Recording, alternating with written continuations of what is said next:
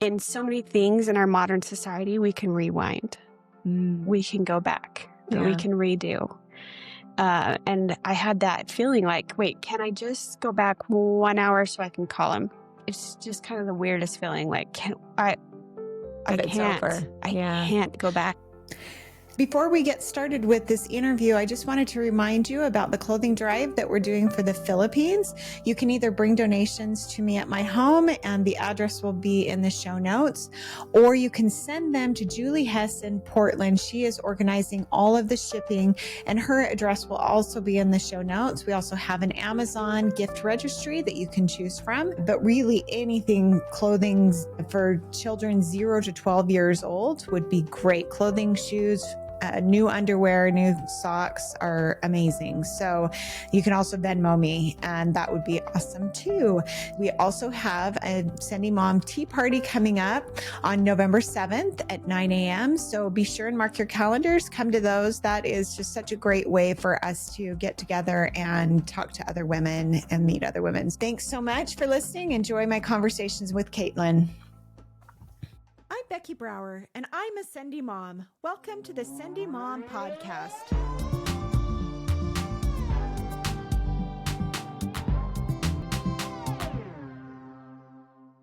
Hello, welcome to the Sendy Mom podcast. I am really excited to be here with my daughter-in-law, Kaitlyn Brouwer. So grateful to have you here. Like, we don't know each other at all. So Kaitlyn is super Sendy because she married my son. And so she's dealing with that. So thank you. That's pretty Sendy, right? Yes. But she also drove, I checked it out, it's 2,000 miles all the way to the other side of the country, set up a home, like was going to homestead there. And then she drove 2,000 miles back less than a year later. And we're going to get into that, why that happened. But it was pretty Sendy to do with 3 kids and 2 dogs. Yes. All the way there. Yeah. So, and a U-Haul, right? Yeah. So we're going to talk a little bit about that. But I want to get started by having you kind of introduce yourself and tell people where you're from and who you are and Yeah, sure. what makes you Sendy. Okay, so I am from Utah and never left Utah for a very long time. Okay. Except like the occasional vacation to Disneyland or Yellowstone. And yeah, just born and raised here. Okay. Yep. So Why would you want to be on this podcast? I just feel like women are really important. And a lot of the times we kind of get forgotten, I feel like, or looked over. And Because we do it to ourselves. we do. Yeah. Yeah. I mean, other people do it too. But yeah, we, kind of Yeah. used to just, being polite and Yeah. sitting back, and which is good. Yeah.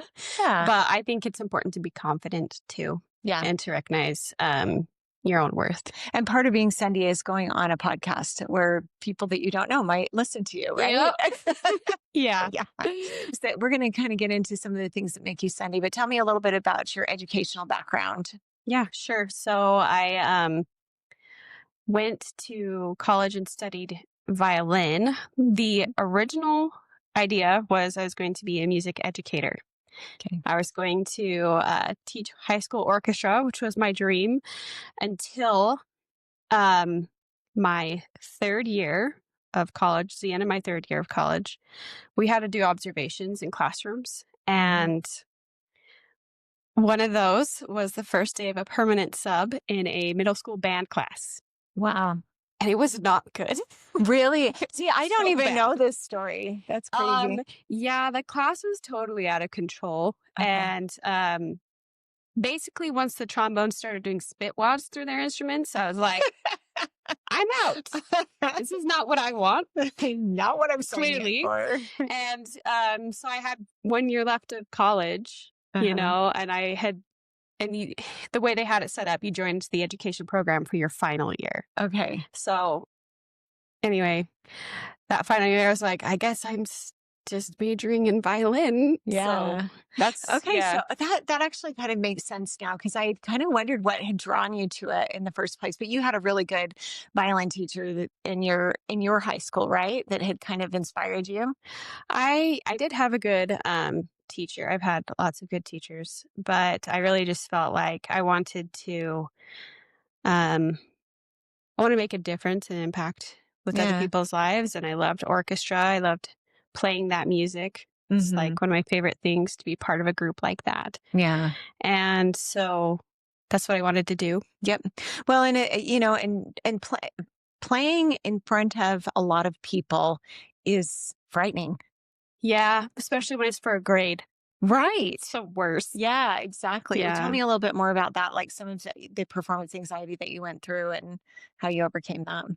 Yeah. So I am forever grateful for what I learned from Hmm. studying violin because it really just was a lot of work and I had to learn to work hard. But at the same time, I think I was just really run down Yeah. by um, never feeling like I was good enough Mm. and occasionally being told I just was never Wow. gonna be good enough. Yeah. So that was really hard. And the tricky thing is you practice, you practice, you practice. You Hmm. get a piece ready, you do your best. And I was also fighting a lot of imposter syndrome, just feeling like I didn't quite belong, was good enough. Hmm. And then you have one shot. Like your Yeah. grade is based on a single performance. Mm. So like all those hours, all the other performances and practice performances, yeah, it just comes down to one chance. Wow. It's Yeah. stressful. And having a really like strong mindset Hmm. is critical. And so that's another thing I wanted to help students with. And I tried to do when I taught private lessons was have them practice planting positive thoughts in their music. Oh, interesting. Okay, tell me a little bit more about that. Yeah. How do you do that? Yeah. So if there was a hard spot in the music, we Hmm. would identify it, we'd circle it, and then I would have them identify like what's something positive you could tell yourself before you get to that part. Like, okay, I've got this. Okay. And when you practice, I want you to practice thinking in your mind or even saying out loud, okay, I've got this. Hmm. And do that over and over so that hopefully when you get to the performance, right, you Hmm. haven't practiced thinking, oh no, Oh no, here here it comes that comes. part. I Okay. can't, I'm afraid what happens if I do it wrong, right? It's Right. like literally practicing your thoughts. I love that. I Yeah. actually have never really thought about that. Like, I'll practice gestures. I'll practice analytically thinking through what is coming up. I will practice thinking ahead, but I've never thought about practicing those thoughts, what you're thinking about. And Yeah. I love that. That's a really good idea. So it's just like just one more strategy to help. I just call it planting thoughts because you find your music and you just plant a positive seed Yeah. and you make it grow. You practice it over and over. Uh huh. So hopefully makes performance less scary. Yeah.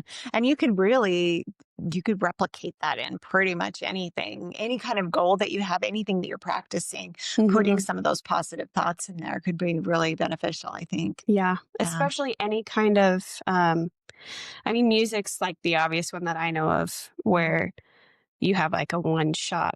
Right. Yeah. Whereas like if you're an artist and you're a painter, right, you can spend your whole semester in college working on this painting Yeah. and then you can bring your whole thing to be That's judged. perfect. Or Yeah, as all perfect your as you can do. hours are there that and like Yeah. you've had time to get it the way you want, you know. So Right. instead of a snapshot. Yeah, exactly. Yeah. That is where So performance becomes more difficult for sure. yeah, and that's where you have to have that strong mindset. So like athletics, right? The Uh-huh. Olympics, when it comes down to it, they have to have like really solid Do it mental over game. and over Mhm. again and have that mental Mhm. Yeah. capacity. Okay, well, let's backtrack. Tell me a little bit about your family growing up and some of the things that you did that maybe were hard for you that you learned to kind of overcome some of the fears you had if you were raised in more of a cautious home or like, yeah, go experiment, do everything? What kind of a home did you grow up in? Yeah, so Becky already knows this.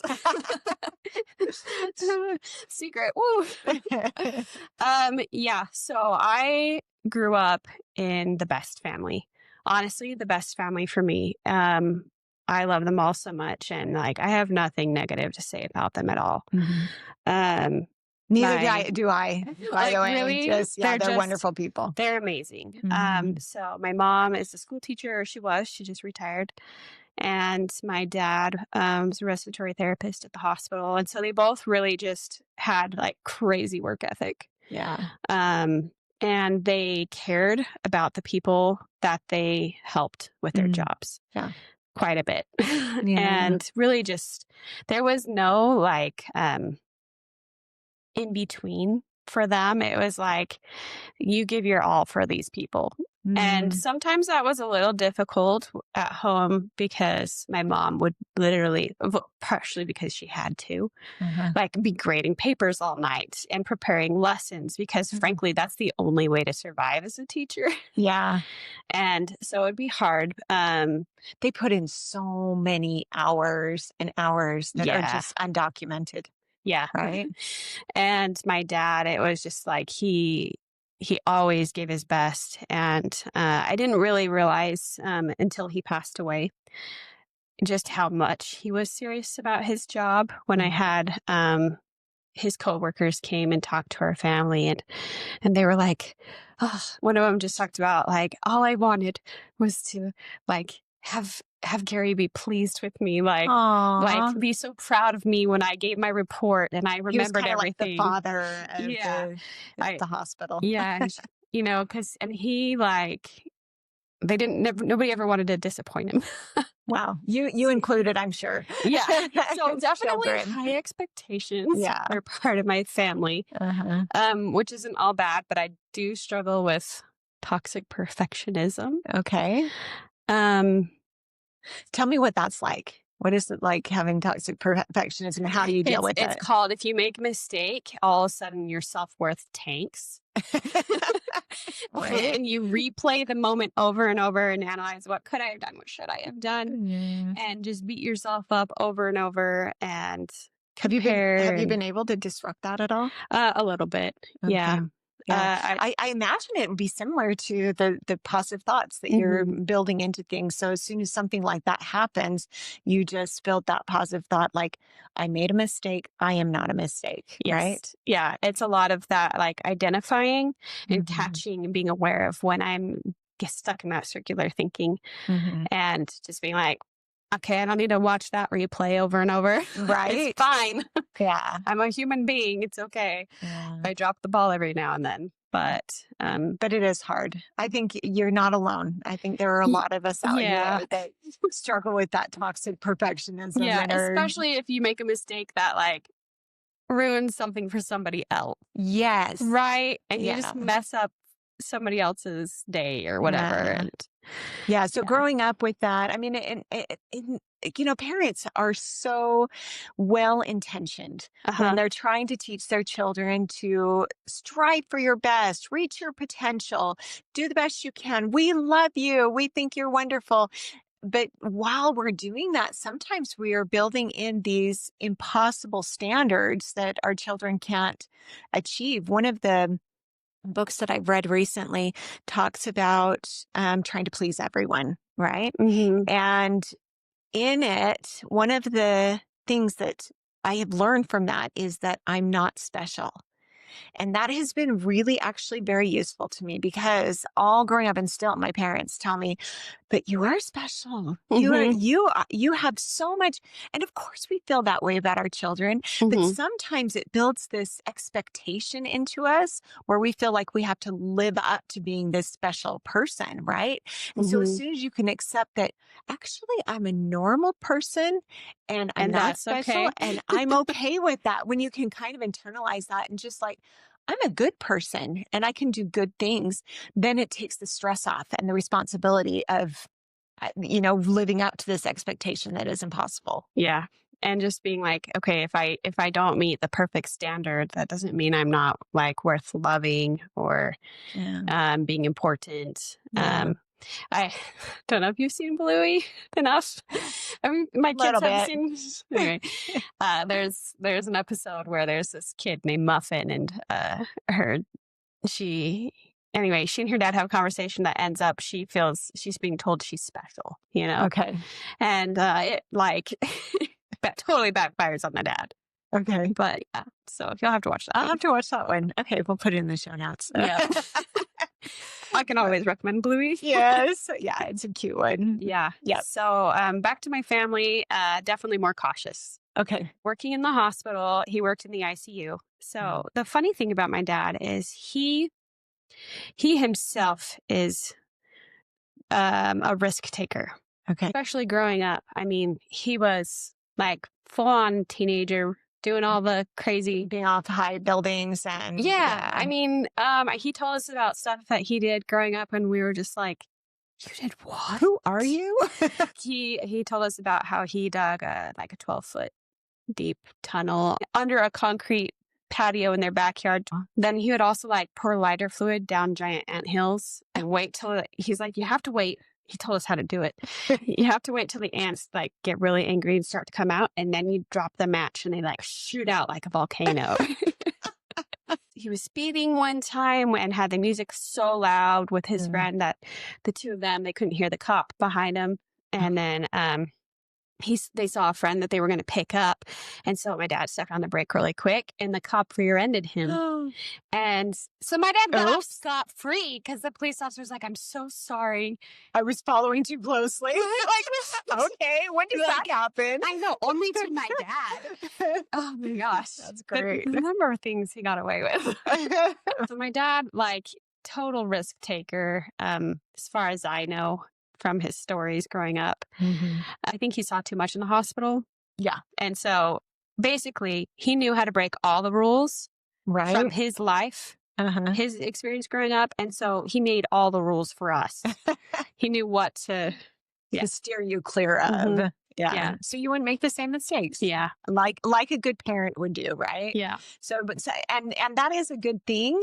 There has to be a balance, you know, like, because I think that sometimes doing that, like suppressing your kids, you know, because you're trying to protect them can actually backfire sometimes too and keep you from making. So in my case, because my mom is also, she'll tell you straight out, she is not a risk taker. Very cautious. She's very cautious and she's very like easily guilt ridden.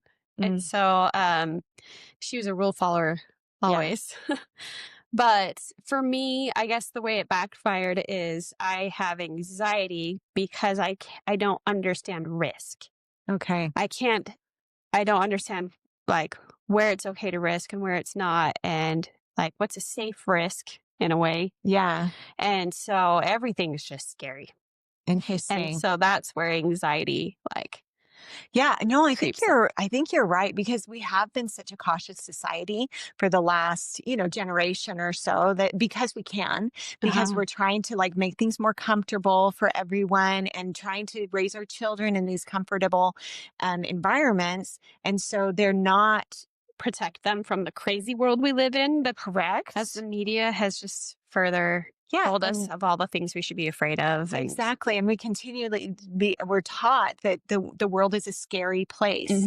And so of course we're going to have anxiety if we believe everything that's out there to attack us. So how do you get rid of that? How do you like stop that? Well, you could marry a risk taker. Is that what you did? A little bit. Yeah. So Ethan is totally a risk taker, and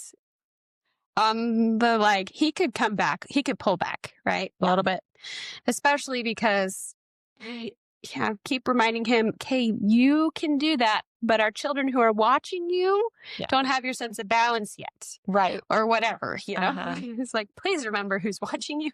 Right. But, so no, it's a good mix. Which is why it is good to find this balance within a couple, to be able to have the risk, but also have the safety as well. So yes, not be stupid. yeah.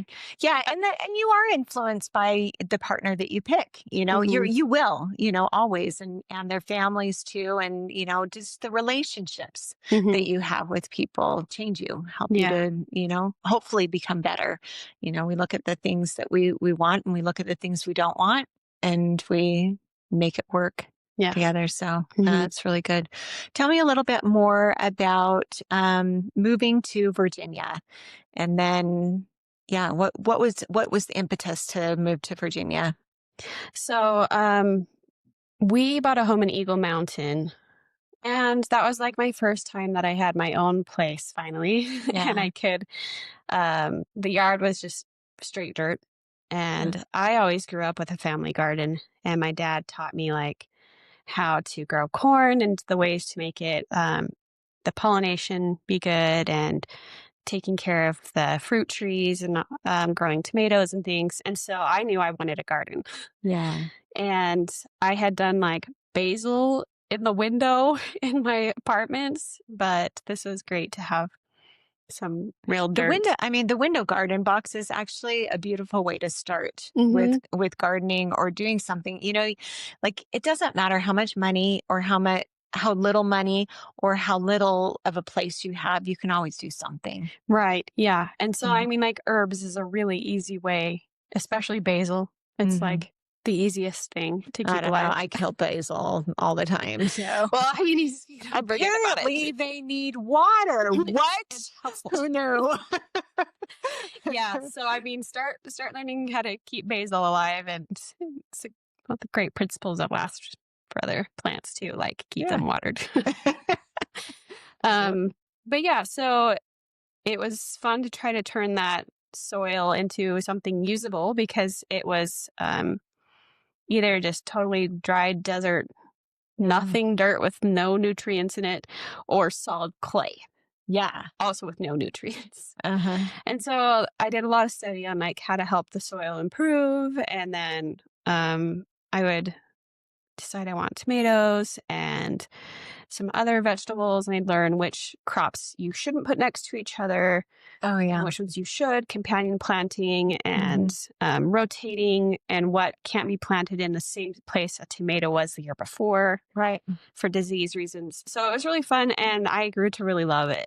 Yeah. And you And had a whole garden in your basement. I did. People probably thought I was growing other things, but I swear it was over 100 tomatoes, because I ended up selling them, and that was another way to help earn money for more seeds. Is Yeah. what it was for. Well, and that's the thing. Like, a lot of times your hobbies can make you a little bit of money to sustain the The hobby. hobby. Yes. I'm still looking for it for my podcast. Hopefully. Yeah. So like that was fun. I planted a ton of tomatoes and basil, and I sold them, and I was like, start your salsa garden, and Hmm. got to like experiment with different varieties, and organic tomatoes and heirloom, and I mean Hmm. organic, they're all organic if you do them that way. Yeah. But heirloom, like San Marzanos, or different, Yeah. they're just fun. So that was great. And then I kind of got the homesteading bug a little bit. Yeah. And it just kind of creeped up on us, really. So I got into sourdough. I got into soap making. Yeah. We snuck chickens in our HOA backyard. I got out a couple times. That's okay. And where did you learn a lot of these skills? So I took some courses from UVU, community Okay. education. And then I also just had some really good books, Hmm. and also some other like podcasters and YouTubers Hmm. that I'd follow who are homesteading. And Are there any that you would recommend? oh yeah, so the Seasonal Homestead, Okay. that's a really good one. And Roots and Refuge is another one that I really like. Okay. Um, and then there's Simple Farmhouse. These are all YouTube That or one's a podcasters. podcast. Okay. So the first two, like those two, were YouTube. So that's kind of where I learned it, and Yeah, then and trial and error. Okay. And it was inspiring to you. And it Yeah. kind of stoked that passion of wanting to grow things and Yeah. to have a place to do that. Okay. So then you decide, so what made you think of Virginia then? It's cheap. Okay. And it's green. Yeah. So It is Utah, beautiful. like, it's very dry. The soil is very alkaline. Yeah, it's just drought, and weeds grow here great. Yes, they do. So it's just a little bit more difficult, and we wanted more land and space. So tell me about the house that you found and how that worked out. Yeah, so we we found this 90s something farmhouse for rent in Southwest Virginia, and we were really lucky to get it, and it was awesome. And it looks like Anne of Green Gables. It out really there. does. So So beautiful. pretty. And so we decided to rent to kind of try it out and decide if that's where we wanted to be. Over the course of, like, we were there almost a whole year, and my dad passed away, and we had some other hard things come up. And Yeah, because you didn't have any family over there or friends or anything. no, and I mean, it was beautiful, but it was so isolating. We were on 80 acres, and it was like 30 minutes from my nearest friend from church. Yeah. It was just too isolating, and on top of that, you didn't have fences, but you had a pond. And so that I couldn't just send the kids out without somebody supervising them. Right. And you had the 2 dogs too. They had these 2 huge, what kind of dogs were they? They're old-time Scotch Collies. Yeah, Scotch Collies. Yeah, the sweetest, fluffiest, smartest, and dumb dog. Lucy was so smart, and Hank, I love his little heart, but miss those dogs. he just like I miss them so much. So, but it's hard having 2 dogs and 3 children in the house all day long and no air conditioning. And yeah, that's hard. And then you go outside, and then you're worried about ticks. Yeah. So here in Utah, we don't do tick checks every night, and we don't worry about Lyme disease. And I figured, because I was aware that ticks and Lyme disease were back there, but I figured, like, well, there's a lot of people who live in Virginia, and somehow they make it work. But I found out the way they make it work is they pull them out of their back or their wherever it is. Yeah, right. And I was just like, oh, I don't think I want to do this every day. Yeah. And that on top of losing your dad, I think probably the main things. So yeah. How are you dealing with your dad's passing, and how has that been? I mean, not to sound heartless, I think it's fine. Because, like, I don't really question where he is at all. And I don't necessarily feel like I don't get to talk with him, because there's definitely times I can feel like he's close, or I have a memory of him. And so it doesn't really feel like he's gone.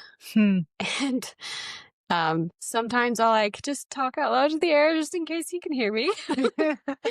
But yeah. How did you get to this point though? Because I don't think it was always like that.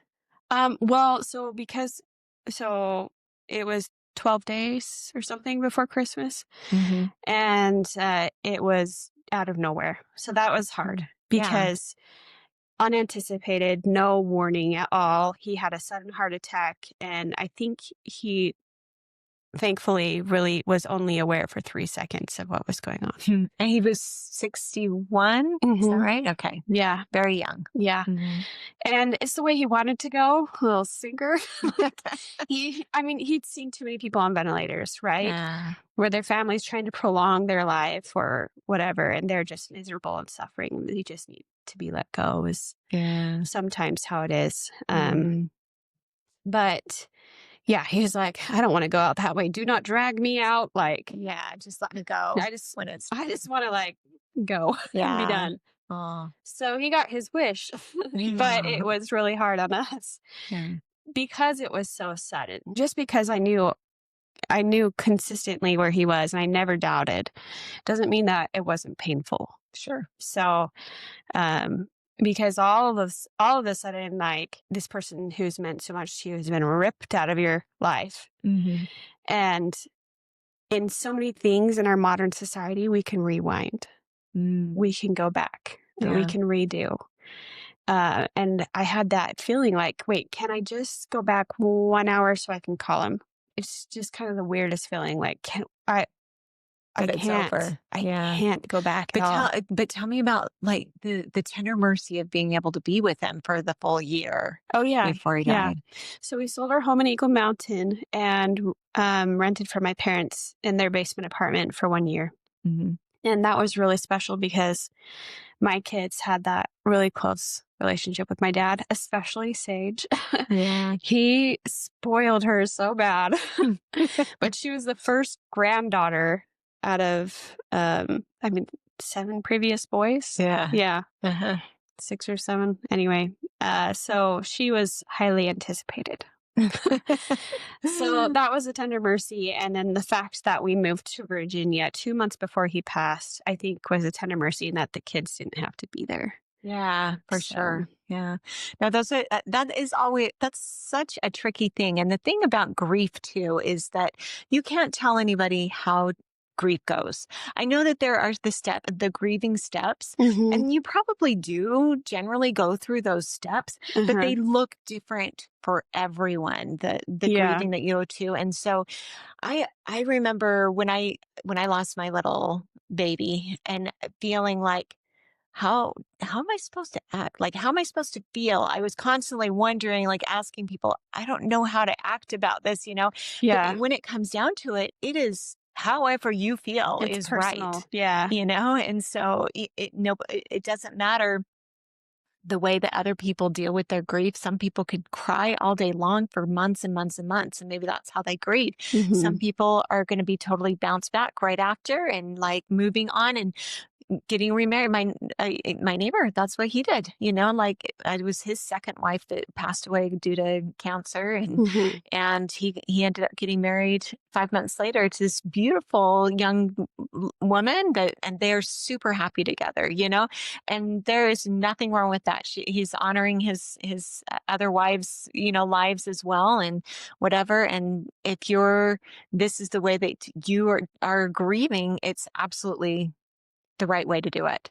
Yeah, and it's different. Like, I'm sure it's different for each of my siblings too. And of course, my mom, it's different because it was her spouse. Yeah, her companion. Mm-hmm. We're about halfway through this episode of the Sendy Mom podcast. Our mission at Sendy Mom is to build, lift, encourage, persuade, and inspire women to live fearlessly. This is my passion. I hope you feel that from this interview and every interview. My guests and their friends and family have enjoyed having the recordings to keep as a family record. They really aren't that easy to put together, but it really is a great joy to me. And I have loved getting to know some incredible people. Help me put more positive messages and energy into the world by sharing this episode, reviewing it, and liking it. Find me on Instagram, Facebook, YouTube, and online at sendymom.com. There is way too much negativity out there. Let's do something to encourage and inspire. I have an incredible lineup of women who will be aired in the next few months. Please keep coming back to hear more stories of courage and triumph. To receive an update every time a new episode is added and for special bonus content, you can subscribe at sendymom.com. Having Sendy Mom tea parties will help to overcome the mental health crisis in the world. Women need other women. Start talking. Be honest. Comparison can be the thief of joy, but it can also help you realize that you are not alone and you're normal. We all have struggles. The more we feel comfortable talking to each other, the closer we become and the more we can see the beauty in each soul. Our next Sendy Mom tea party will be on Friday, November 7th at 9 a.m. at my house. Let me know if you need my address. If you're feeling Sendy and want to host a tea party at your house, let me know, and I'll put it out there for others. Don't forget to bring over donations for the clothing drive for the Philippines. We need clean clothing, shoes, new underwear, and new socks, and we need it soon. Please have it to me by October 31st. You can find my address in the show notes. If you want to send something, you'll send it through Julie Hess, and her address is in Portland that I've included in the show notes as well. It's always great to get to know in-laws. I find the more you talk to anybody, the more you can find that you like what you like about them if you approach it with curiosity and not judgment. Kaitlyn and I have a great relationship. because we are both willing to keep trying and to find the good in each other. She is not my daughter. I've never tried to replace her mother. She has a wonderful mother who I admire, respect, and love. She is seriously a dear friend. Sometimes it's hard to know your role as a mother-in-law. If you want to improve any relationship you have, the answer is always love. The motivation should always be love. Loving doesn't mean agreeing with everything someone is doing, but it is trusting them and showing confidence in their decisions. I am so grateful Ethan and Kaitlyn took my grandchildren 2,000 miles away. My husband and I were very supportive of their decision, and I encouraged them to do it quickly. I knew if this is where they would be most happy, I wanted them to get there quickly. But I also knew if they didn't try it, they would always wonder about that dream. It's important to take action on your dreams. There is a way back if things don't turn out how you thought they might, but regret is nasty if you never take that leap. Kaitlyn is very wise. Please listen and enjoy. And if it means something to you, let others know by writing a review on your podcast platform of choice. So tell me a little bit about your mission, because that was a completely Sendy thing to do. Yeah, it was really Sendy. So Russia is where I went, and Russia is a very Sendy place. The language alone is hard to learn. I know. I wish I learned it. Yeah. I remember Ashley, her daughter. I remember because she's a singer, and she's like, "Oh, I'd love to learn Russian." I was like, "Me too." Oh my gosh. Like, because that was probably one of the hardest things, was understanding a culture. What were some other differences that you found in Russia? How you got sick. Not so much germ theory as like you aren't covering your neck with a scarf, or you sat on a cold bench and so now you're infertile, right? Okay. Or your coat doesn't cover all the way down to halfway down your legs, and so you're going to be infertile. Okay, really? That's really interesting. But like at the same time, there are things that Russia has right. I feel like that. Maybe like as far as their food being grown, they don't have any pesticides. They're illegal. Okay. And so everything's organic. Everything's organic. Yeah. And I mean, are they more healthy in the food that they eat? I would say yes. However, smoking and drinking, right? So we've all got our different ways of being unhealthy. Yeah, I guess so. Yeah. And that's really what one thing I picked up and learned from being in Russia is like, it was very easy, like when you're first there, to just kind of point fingers and be like, man, they're so backwards about like fertility, for one thing. Right. Right. Yeah. Or if you have a breeze in the bus, that it's bad luck and you're going to get sick. Cold. Or it's like a hot summer day, and so instead you're going to all roast in the bus because you don't want to crack down a window. Yeah. You know? Interesting. And breathe each other's air and get sick from each other, probably. Yeah. Yeah. So, I mean, it's easy to point fingers, right? Yeah. But then you look at like how much America wastes and throws away just tons of trash every year. And Russians are very, very mindful of not wasting. Environment. Not wasting. Yeah, I mean, if you think about people who grew up during the Great Depression and everything they like hold on to. Yeah. Like Russians are very careful with, like, for instance, I had a friend over and I tried to give her a Russian dinner because she had been living here in America for so long. And I was like, I'm sure you miss home. And so I like got all this Russian food I tried to make, and got tea, and she was really happy, and I was like, I tried my best, and she's like, yeah, but we wouldn't have given each person their own tea bag. We would have shared. Yeah. And I was like, oh man. Yep. I'm like, we're so wasteful. Isn't that interesting though? Yeah. I think we could learn a few things from each other. If we could talk a little bit more with each other, we would learn a lot more about how to choose what is right for us, right? If the option was there. And that's one of the things that I've heard is that Russian, their language is almost like the exact opposite of English. Okay. So there's a lot of things where I'm like, I understand why it's hard for us to get along sometimes, or we misunderstand each other. Like, if I was asked questions, it was in a very like indignant tone, but Don't you know this? yeah, don't you know what we're talking about? And it was like, oh, actually, that's the polite way of asking in Russian, is to use that intonation. And so, yeah, so I could think people were being so mad at me. And then I was like, oh, wait, they're being polite. It's a complete mindset that you can't understand unless you've actually grown up in it, I think. So I think I've said this before too about in Australia, I felt like the sense of humor was a little different. They thought they were being sarcastic and I thought they were just being really rude.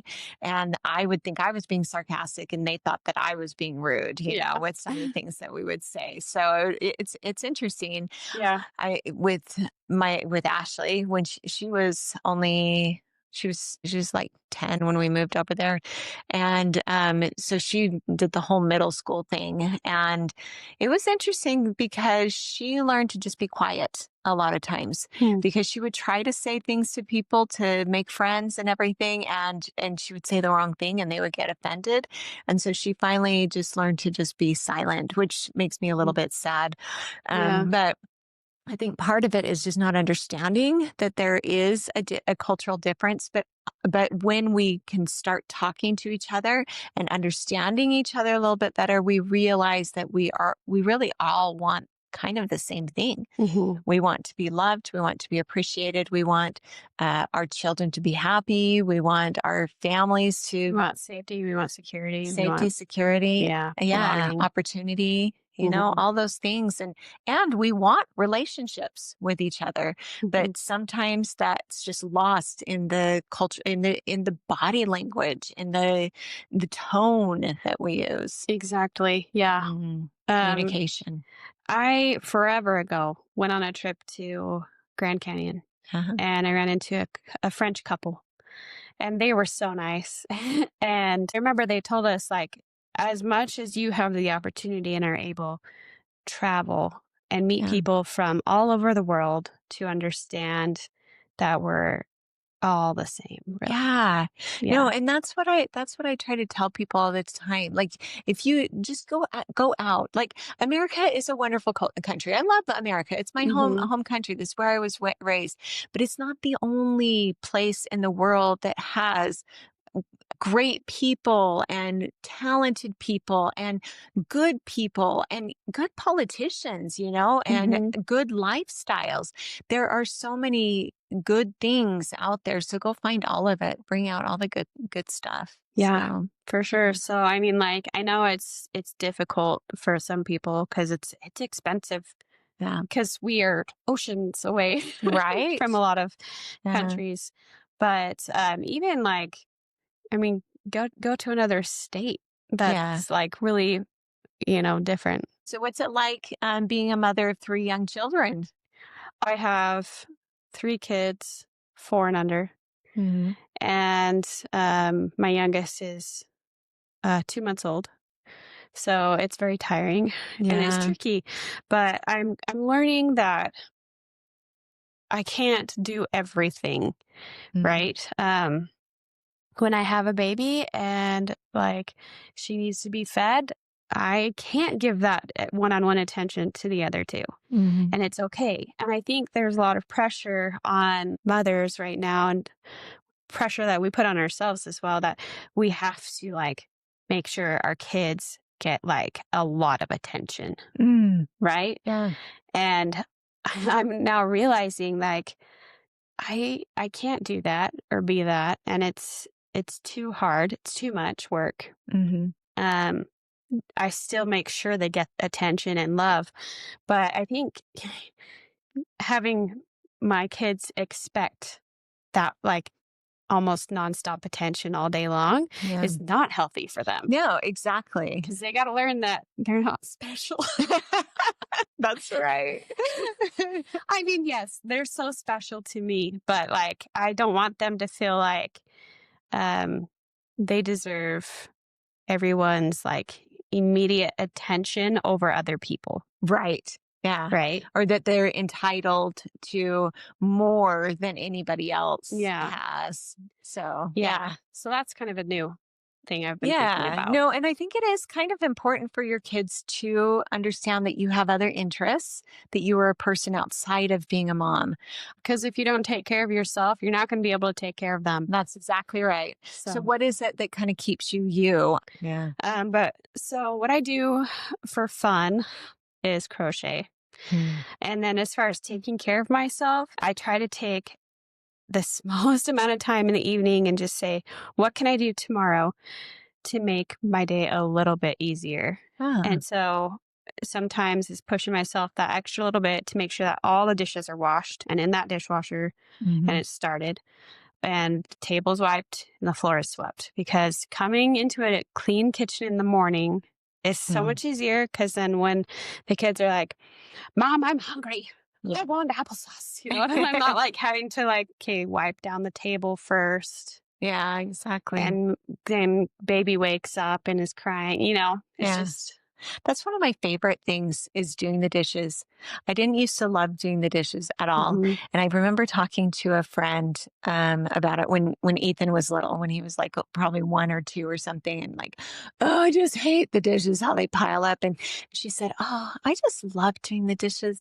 I can have, my hands are nice and warm and sudsy and in the water. And she made it sound so amazing to do the dishes. After that, I was like, oh, I'm going to stop complaining. I'm going to enjoy it too. And like nobody bothers you because you're just sitting there. You can, think what you want to while you're doing the dishes. And I'm like, huh. And so that's always my recommendation to people. If they're stressed about Mhm. something, I always say, go do your dishes, get some space in your world clean. And it's grounding too, because you're having that sensory, you're hearing the water, you're feeling it, and Mhm. you're accomplishing something. Um, yeah, I personally I can't stand the feel of the water in my hands, but once I get my hands wet, then I'm fine. Yeah. What you said about like your friend who like it's nice and warm and nobody bugs you. And like that's like another example I can see where you plant positive thinking. Right. Yeah, And just right. practice saying it out loud so Hmm. your ears hear it and your brain processes it and Yeah.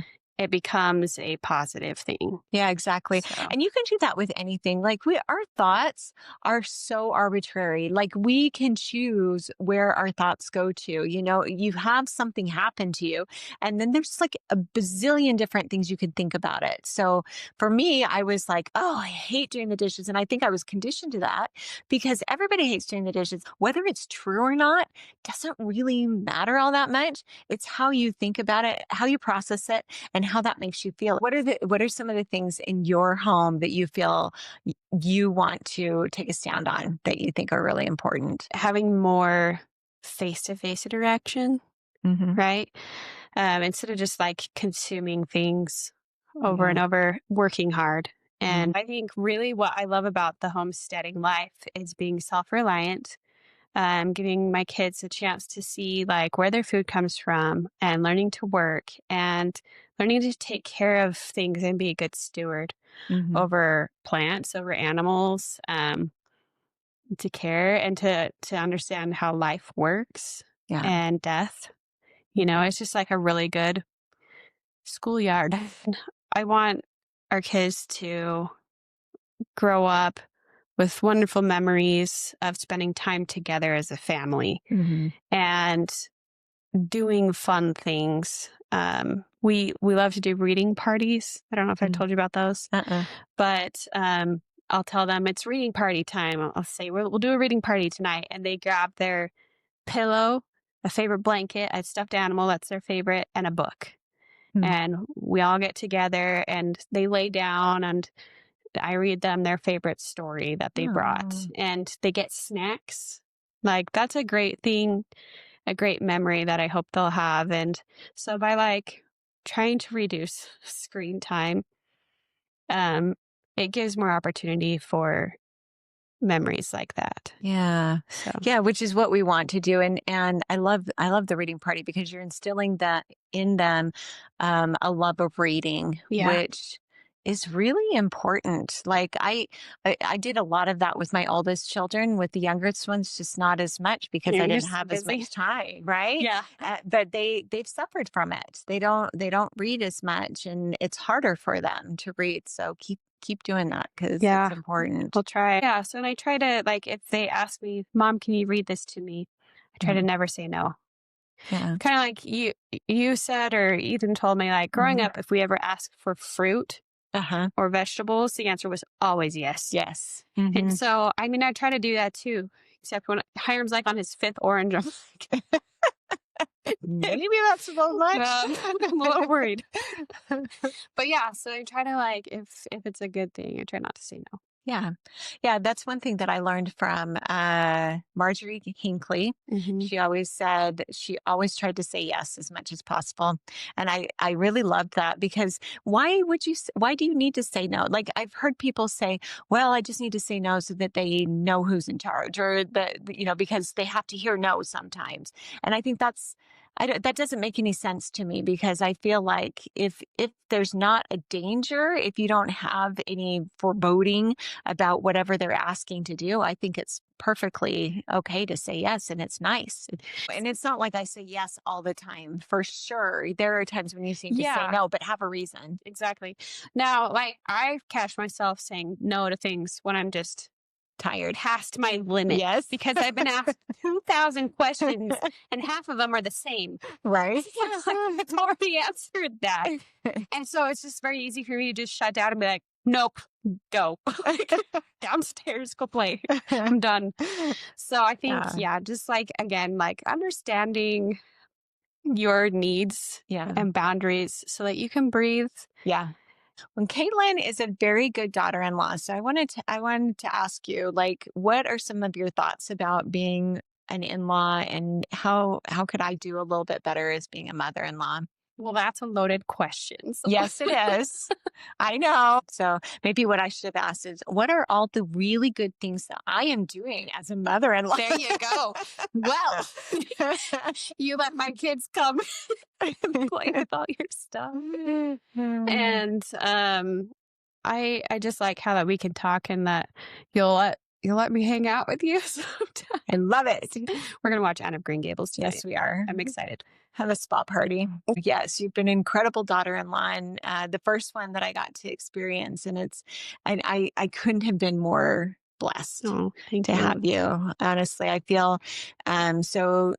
You're a few years older than my son, and Mhm. so when Kaitlyn came into the family, it was like I was getting a sister. I mean, not like because she actually is like you're 1 year younger than my youngest sister. Yeah, And because there's 12 kids in your family and you're one of right. the older ones. Exactly. And Yeah. so, So yeah, we're like 17 or 18 years apart or something like that, yeah, but but it's weird, it's right? kind of nice. It's kind of nice because we have this more of a relationship of like sisters rather than daughter. But Yeah. you've been a really good daughter-in-law wanting to be involved with the family. Like, I don't feel like you've tried to only stay with your Pull the family. kids away. And No, you've been really all the good. holidays are with my family. Right.